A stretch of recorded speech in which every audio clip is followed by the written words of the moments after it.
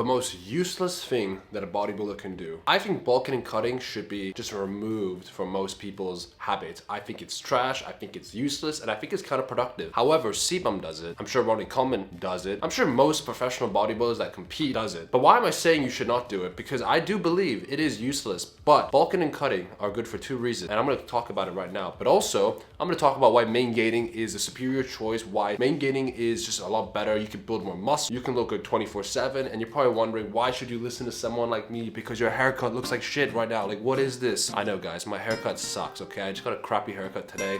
This video needs to get out earlier. Don't have time to style it, okay? I cut it too short, sue me, whatever.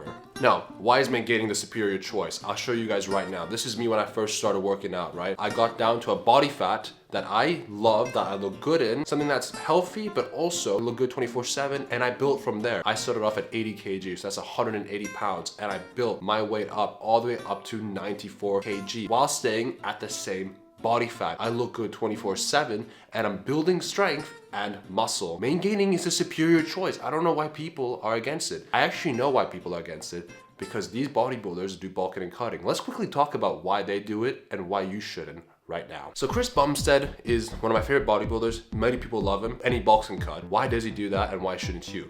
Here's the deal. He cuts down to 4% body fat to compete. But then when he's done competing, he can't maintain 4% body fat. Not even with steroids is it easy to maintain 4% body fat. It is not possible. So he bulks all the way up to 10 to 12% body fat. That's what he does because he needs to build muscle, and you cannot build muscle at 4% body fat. That's why these bodybuilders do it. A guy with steroids can't do it. Don't even think as a natty you can do it. That's why these people bulk and cut. Now, there are other reasons why you should bulk and cut.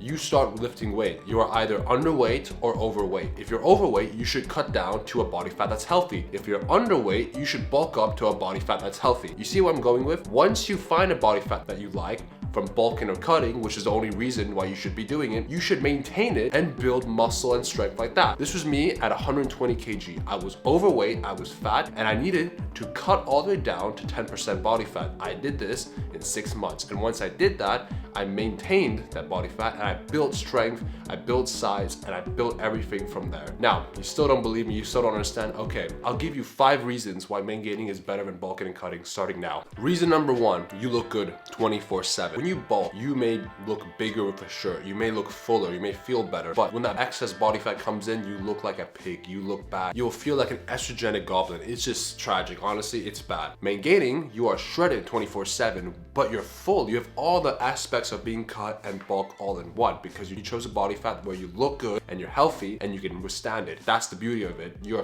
constantly building. Let's talk about cutting. When you cut down, most people, they get too skinny, they get too shredded because they do it too quickly, so they end up being a skinny, shredded mess. When it comes to maingaining, you are shredded, but you're full. You have muscle fullness. You look good. So you're getting the good stuff from bulking and good stuff from cutting, and you're turning it into one. So you look good 24/7. Another reason why maingaining is superior, you are constantly at a net positive in terms of strength and muscle building. You're building muscle and strength while you're bulking, and you're losing it while you're cutting because you do an aggressive bulk where you put on too much body fat, and then you do an aggressive cut when you lose muscle and strength. That is just counterproductive. Maingaining, you are constantly gaining, you're constantly increasing your strength, constantly increasing muscle. It is gonna be longer, I'm not gonna lie to you, it will take a slightly longer, but think about it, you're maingaining all year round, constantly building muscle all year round versus bulking for 8 months and cutting for the rest. Do you not see where I'm going with this? Reason number 3, you are a lot healthier and a lot happier. People tend to take health for granted. I have in the past. When you're maingaining, you are healthy, you're a lot happier. Your testosterone is at an all-time high. You are a lot more locked in. Everything around you works better.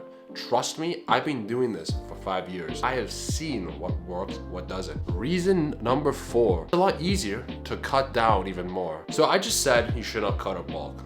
Why am I saying you could cut down even more? Here's the deal. Maingaining, you are shredded 24/7, 10% body fat.